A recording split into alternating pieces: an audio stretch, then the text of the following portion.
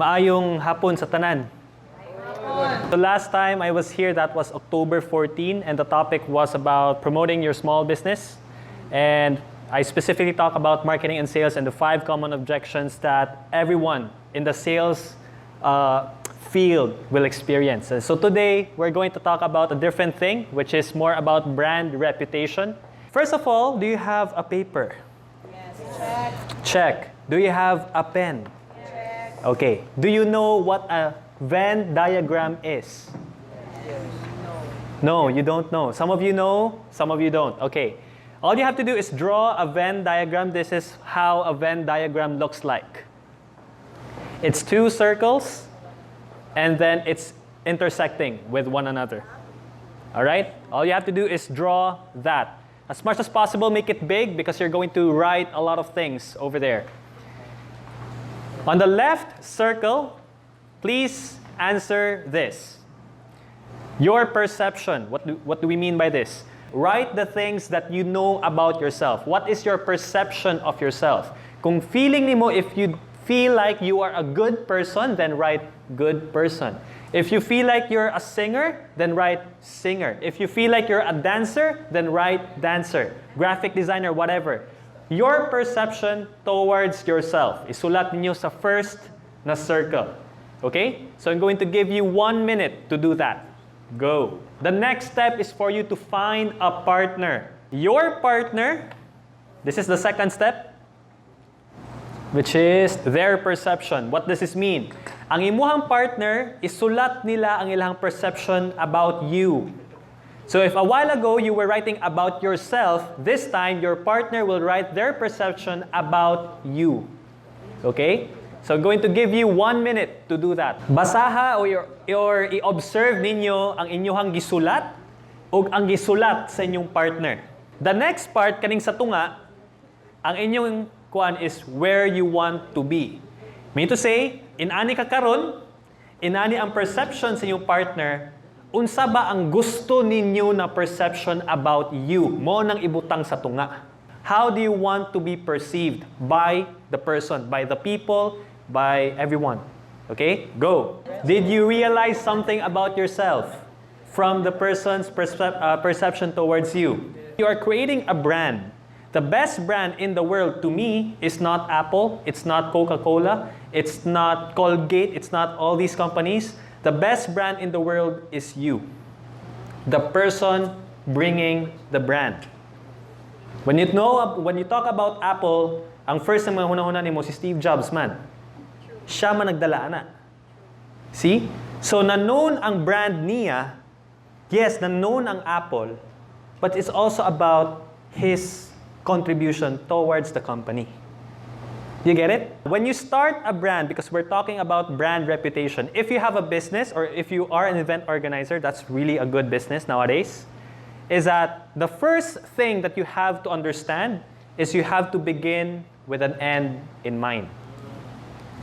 Again, begin with an end in mind. This is habit number 2 of Stephen Covey's 7 Habits of Highly Effective People. It's basically about unsa ba jud ang imuhang gusto na mahitabo si mong brand. How do you want to be perceived? That's the middle part a while ago. And if there's a huge disconnect between who you are today and how your friend sees you today with where you want to be, there's a huge challenge with that.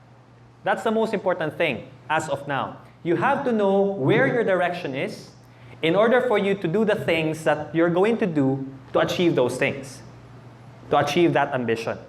No one wants to follow someone who doesn't have a direction. Second one is you have to produce content if you want to be relevant in the digital age. Sama sa gayon ni Adi ganiya, we are now in the digital age. All of the things that you're going to do can be found online. Like literally, when I went to Japan like 2 weeks ago, like when we were traveling sa train, sa bus, and taxi, you can literally see all the people sitting in the train on their mobile phones. The attention is not kung asa sila moadto with the people around. No, the attention is on their mobile phones. Meaning to say, if you know how to use that as a marketer, you have a huge advantage. And one of the best ways, which is the only way for you to get their attention online, is when you produce content. As of now, there are 4 types of content. How many? 4. Number 1 is text. T-E-X-T, text. This is more about blog post. Kanang bitaw mga taas kayo ng mga blogs sa Facebook.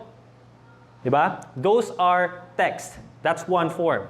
The second type of content is graphic. GIF, kanang mga GIFs.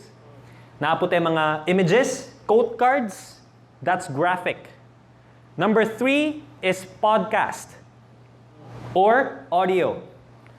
Meaning to say, when you are driving, when you are commuting towards your work, to your work, you can listen to content still. You cannot watch YouTube videos or Facebook videos while you're driving.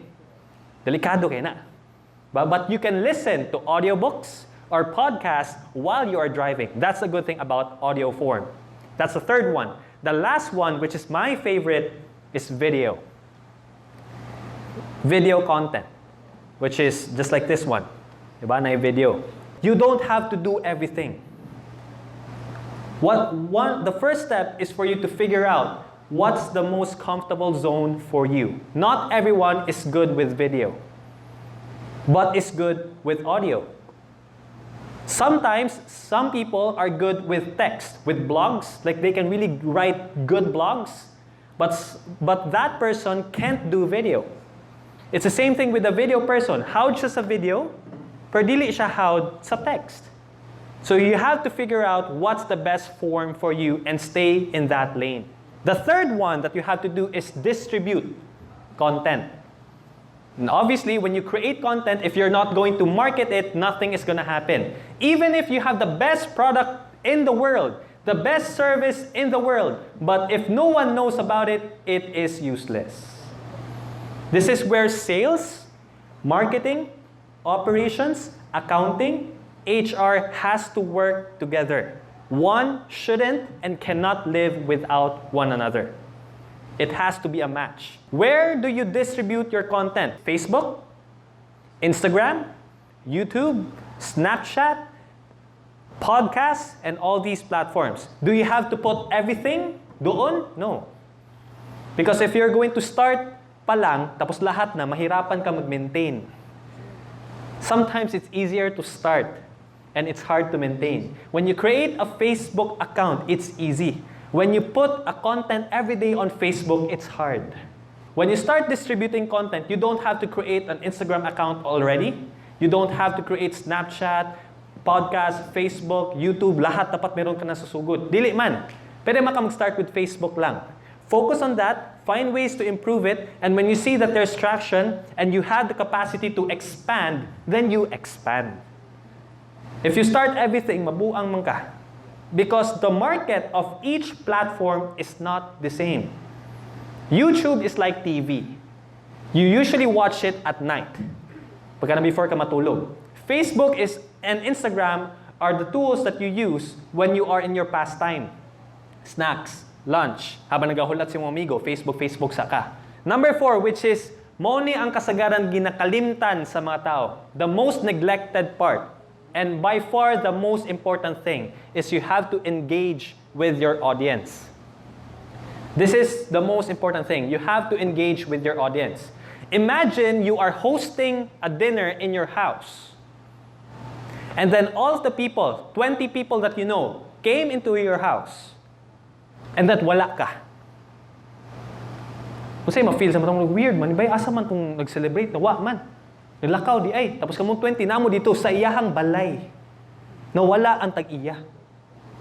Di ba weird? It's the same thing with what we usually do online. When we post something, someone liked it, someone shared it, someone viewed it, someone commented, and then we don't respond sa comments. Not every comment you have to respond because sometimes medyo dili siya kailangan ma-respond or wala kayo ma-say. Di ba? Pero kung na kayo ma-share or na kayo ma-storya, pwede mo i-comment down dito. So imagine the same analogy. When you post something and then you're not going to engage with them, you're wasting your audience. Who among you here have seen this video? Nganong pobre man gihapon ko? This video is by far the most successful video that I produced from February 2018 up to now. So this was posted last October 17, and up to now, it has reached 1.6 million views. So thank you. 1.6 million views, 24,000 likes, and then 43,000 comments, and then 48,399 shares. Ano siya ni Patok? Number one, it is very relatable. Anything about money, so again, business, finance, and life, that's what we produce sa the present. Diba? When we talk about money, that's the highest engagement. When we talk about business, mas ubos. Why? Because not everyone wants to be in business. But every one of us needs money. And we are receiving money, and we are spending money. So the relevancy is higher because everyone can connect. So when you engage with your audience, you know what kind of content they are producing. Now, does that mean that you're going to produce finance content all the time? Dili po. Because naman po kay market sa business, na po kay market sa life. This was produced in September. Remember step number 2? Produce content. September pa ni siya na-shoot. Edited the content, and then distributed it last October 17. And I used Facebook na scheduling post and Instagram. Katong na-mention ni Dash kaniha. So this is it. Now, a lot of reactions happen. Natin yung mga affirmation na mga comments. When we say affirmation, they are saying that whatever it is that you're saying in the video, or that whatever it is that I said in the video, they have affirmed it. Meaning to say they believed in what I said. For example, these are some comments. Kitago lang ako ang pangalan, no? Agree, Filipino culture dapat ibag-o. Pamaagi isa kapag edukar sa kabaton. Wow, grabe kalalumi. Kabatanon sa balay o sa eskwelahan. In short, financial literacy information drive. So this person agrees to the information that I said in the video. And so what I did, I just responded. By the way, all of the comments that you are receiving, kung nag-comment ka, nag-reply ko, or nag-message ka, nag-reply ko, that's me, using the present na account. So I just said that. Financial literacy isn't taught in school, right? It's true, it is not. That also has a huge influence in our culture. But as long as people are opening their eyes to this matter, the percentage of people struggling financially will decrease. Another one is negotiation, meaning to say there is a business opportunity. This is where businessmen come in. Sa tuwa ba? If you're trying to market your products and then people see it, so when they like it and they think that you are trusted, they will message you. One negotiation I'm going to share to you guys is a speaking engagement invitation. This is one. Sir, Davao base ka? Salamat, maayong adlaw. Jan. Ambot kinsan is Jan. Ako siguro na Jan mo pumahala. So yes. So handling an organization of financial management students here in Davao last October 6. Again, 17 ako gi-post. 6 siya nag-conduct ng seminar. Meron kaming financial literacy caravan with 1,300 participants. This event happened in SMX. So there was 1,300 participants. Sayang lang, hindi po namin kayo na-invite. Sayang. That would have been awesome. Let me know na lang next time. I'm happy to do speak engagement with your students. At least, this person knows that I'm available to do that. And actually, I'm solving a problem as well. Why? Because kato na tao, nangita man po tog speaker. So, gitabangan po di mo siya. It's a transaction. A business kasi it has to be two-way. You're helping them, you're serving them, they also serve you. Dili pwede one-sided. Another type of comment is a question. Meaning to say they are asking for your advice. And one of the questions that I get is this. Brad, sa last part na lang, unsahon man ako pag paagi haron dili mahurot akong kwarta. This guy is asking, unsahon na ako para makatigom ko. So this is my this is one of the best things, by the way, when you put yourself out there. When people believe in your page and they have their own thoughts, sila na mo reply sa katong tao. Wala, di man ako kailan ni. Pero sila nag-reply, unsa yang gingon, advice nako nimo pag-save og para sa imong self kay imong family on paglawas siguro kay kung sige kag padala og kwarta sa ilaha, nagsalig na sila nimo. Nag-reply gapon ko. This is what I said. Also, set aside savings for yourself. Now, to me guys, it's really okay when you help out with your family, when you help your family, which is one of the things that I do as well. I help out financially. But I don't give everything. Why? Because when you give everything, remember that you are the machine. You are the reason why your family is earning if you're the breadwinner. If something bad happens to you, nagkasakit ka, if you get sick, because you keep on spending, tapos sige kaghatag sila, wala na kay pampalit og tambal sa mong sarili, the entire family will also get affected. Because the breadwinner, the machine, isn't producing income. Another type of comment that you're going to get is misinterpretation. So mean to say, when you produce something, when you distribute something, your intention is good, this is your opinion, but sometimes your opinion doesn't match with the opinion of others. Just like the perception activity that we did a while ago. It doesn't match. Your intention is this, but it's not the same. Example, kani medyo taas. From a person, correct, you're right, but, with inflation rate right now, it's really hard to save. Is it true?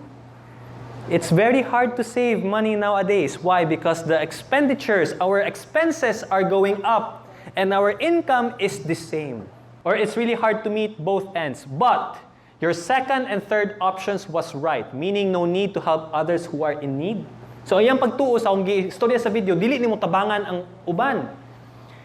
It depends also if it's between life and death. You also have to lend some money to others. Question mark. Because he up there, gamit mo si God, no? Up there will repay what they owe to you. All of us were born poor, nothing in our body, but if you die poor, then that's your fault. Because all your life you did not do anything. So life is really what we make it. Dili ko sure kung period ba jud dapat na or question mark ba jud na siya. Money akong response. It is true that expenses are increasing faster than our income. This has been the reality ever since. With that in mind, it would be best to find ways to increase our income to beat inflation. This is why you invest. This is why you need to save so that you invest.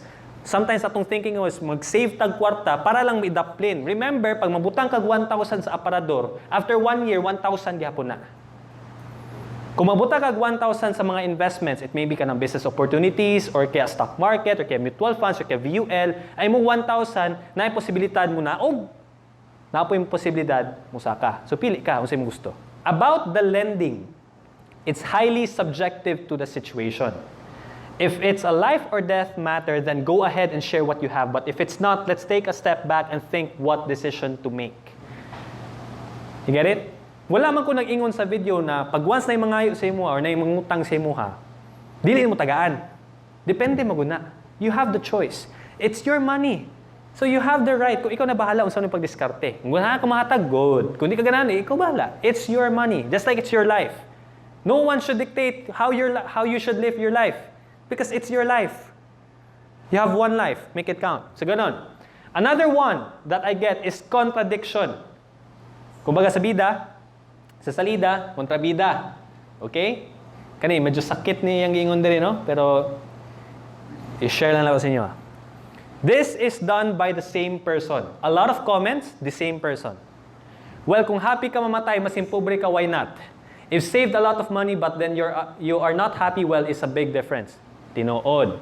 Wala pa ko naingon na di po ka mo gasto. Ako ang pasabot lang, ayaw patakag gasto. Okay? Gastos ka samtang buhi ka pa, ha. Total, dili man na nimo madalawa kung mamatay ka. Same person. Naapay, dili ko makadilita anang lalaking nga Bisaya niya, murag naw inchik. Sugot ra na siya kaon og lugaw kada adlaw. Mauna makatigom siya niya, sugot mo. Kinsa good makatigom diri sa Pilipinas na hastang mahalas palitonon. That's the powerful thing about Facebook or social media. They can say good things about you, and they can also say bad things about you. So unsa akong gibuhat? I did not respond. Because again, you don't have to respond. Kung ako ning awayon, pangit pod. Murag naghimo kag kuan sa Facebook kanang scandal or something like that. So since I don't have anything to say to this person, I choose to ignore this person, and I did. I did not respond to this person. Okay? So, it's up to you. Do you want to respond? Yes. Kung di ka ganang respond, then okay. It's your brand. Alright? Another type, addition. When we say addition, they are also adding information to the content that you distributed. Meaning to say, naapa sila opinion about it. For example, all said was true. Everything I mentioned in the video was true. There are 3 points. Nga nung problema gyapunta, spending tomorrow's income today, buying things that you don't need, and magpautang na nandisod na gani ka, magpautang pa jud ka. And usually, inigpautang nimo malipay ang tao, pag singil nimo mulikay ang tao. Mo na siya ang truth. Mo to ko na mention sa video. But this person added something. For example, but there are exempted people. Those are the ones who earns lesser than what they need to spend every day. There are a lot of them out there. Example, we have breadwinners and padre de familias, or someone who works alone for the family. The minimum wage is not enough. It needs someone from the member of the... Pwede mag-add another reason. Is maxing out the credit card. Wala man ako to na-mention sa video, but he has a point.